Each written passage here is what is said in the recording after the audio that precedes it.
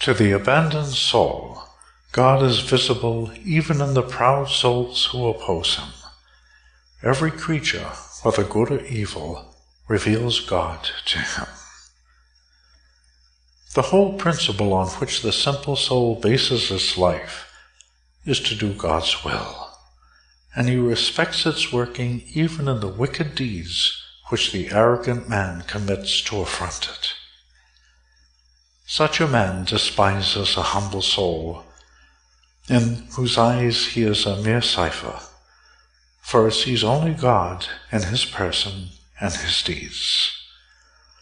The man of pride often imagines that the unassuming modesty of the simple soul is the sign that it fears him, although it is merely the sign of the loving fear of God and his will as shown to it by this haughty fellow.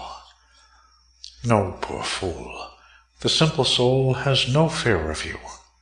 You fill it with pity. It is answering God when you think it is talking to you.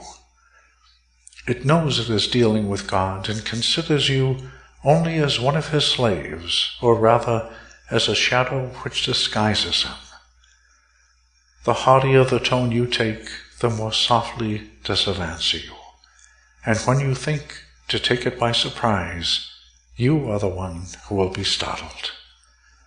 For it, all your cheating and violence come as favors from heaven. A proud soul is a riddle which a simple soul enlightened by faith solves very easily.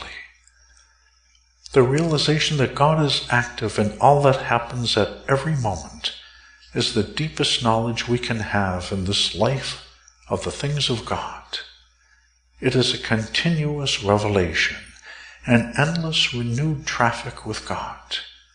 The bridegroom is enjoyed without any stealth or secrecy, not in the wine cellar nor in the vineyard, but openly and freely, and fearing no one.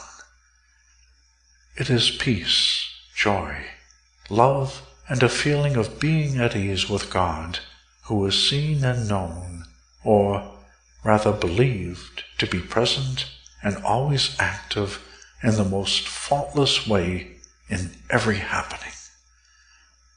It is a taste of paradise, which is, in this life, only sensed imperfectly through a veil of shadows.